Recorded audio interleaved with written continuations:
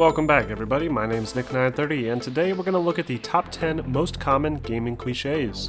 These are things that we've come to expect from our video games, but if you step back and think about how they'd function in reality, they just seem really ridiculous.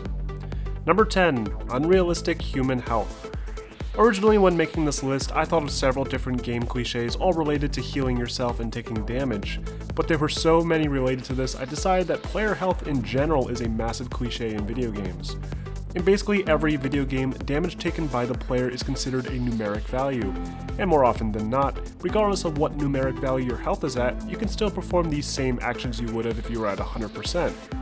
Even after getting shot 7 times in the legs, your character can still sprint the same speed and aim their weapon without feeling any consequences. Want to heal up? Simply eat a chocolate bar or drink a soda. Then there's character stamina, where some characters can sprint for miles without ever getting tired, while other games feature soldiers that are for whatever reason so out of shape they don't know how to climb things. And don't forget health regeneration, probably one of the most cliched mechanics related to player health. It's all probably for the best though. If video games featured realistic human health, our favorite characters would have been dead before we installed the game. Number 9. Gun suppressors. It's incredibly rare to find a video game where suppressors are accurately represented.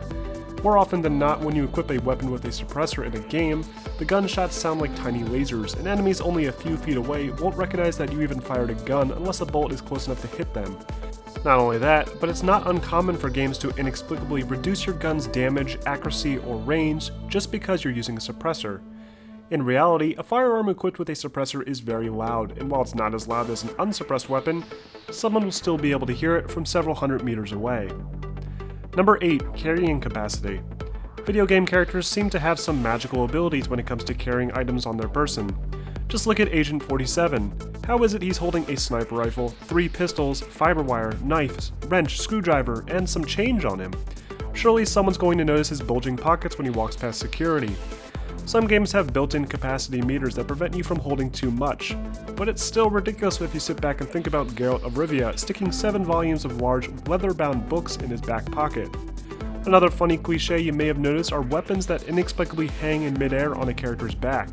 Some games address this by having the gun hang from a strap, but more often than not, characters will have floating weapons on their backs when they're holstered, and it's just become commonplace in video games. Number 7. The OneMan Army. Video game campaigns, especially shooters, often task you with committing absolute bad guy genocide. The likelihood of these characters killing hundreds of people and somehow escaping from the battle unscathed is pretty ridiculous, but it happens in every single game. Some games, like the early Call of Duty games, try to address this common gaming trope by making your character more vulnerable and having friendly AI soldiers shoot at the enemies too.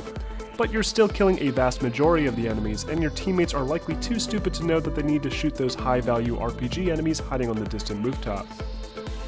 Number 6. Waist-high walls. It wouldn't be a third-person shooter game if every other room wasn't filled with a random assortment of waist-high walls. This cliche gained most of its momentum from the popularity of Gears of War on the Xbox 360, and it hasn't gone anywhere since. It's gotten to the point where third-person shooters are predictable, and you can plan ahead for the inevitable ambush by running forward, activating whatever event triggers the attack, and then hiding in the best choke point to shoot all the enemies that come rappelling in through the windows. Some games have tried addressing this issue, like Uncharted 4, by introducing more verticality to mix it up, but as soon as you see any wall you can crouch down behind, you better believe you're about to get into a fight. Number 5. Vehicle jumping. I was going to say vehicle damage in general, but this one is just too big of a cliche to avoid talking about. Name one game where your vehicle was realistically damaged after making a massive jump. In almost every video game that lets you drive a vehicle, you can drive it off a mountain, and if it lands on the wheels, the suspension, frame, transmission, everything is perfectly fine. I don't know what shocks these video game cars have, but I wouldn't mind having them in real life. Number 4. The ammo room. You know you're about to fight that final boss when you reach the cliche massive ammo depot that offers all the best weapons and ammo to fill up each gun in the game. This cliche hasn't been as common as it used to be, but you'll still find it happens occasionally. Another cliche that's become increasingly popular is to literally give you a message in-game warning you that you're about to play the final mission, so you better play all those side missions now or you won't be able to later. This is a convenient message, but it does kinda take you out of the experience, and it's less subtle than the ammo room was. Number 3. Doors. Have you ever noticed that most doors in video games can open both inward and outward? Last time I checked, doors don't do this in real life. At least, they probably shouldn't if you want to easily keep them closed. But you'd be hard-pressed to find a video game that has your character correctly opening and closing doors. Another ridiculous gaming cliche when it comes to doors is how characters interact with them. More often than not, developers avoid putting in an animation to open doors, so they just magically swing open with our telekinetic powers. And if you wait long enough, they often close themselves too. Number 2, QuickTime Events. Probably one of the absolute worst cliches in gaming are QuickTime Events. QuickTime Events are sections of the game where you're stuck watching your character in a cutscene, and suddenly a button prompt appears that you need to press to ensure that the scene continues as it's supposed to. Failing to press the right button or press it on time will result in an untimely death and will force you to watch that cutscene all over again. These events are so painfully annoying, and for whatever reason, developers still think that we want them in our games. Sometimes the QuickTime events are subtle and require the player to tap a button to quickly simulate a struggle, like in The Last of Us. But the worst ones are the ones that have us killing the final boss without us ever getting a chance to fight them ourselves. I'm looking at you, Halo 4. But before I reveal my top pick for most common gaming cliche, here's a few other honorable mentions.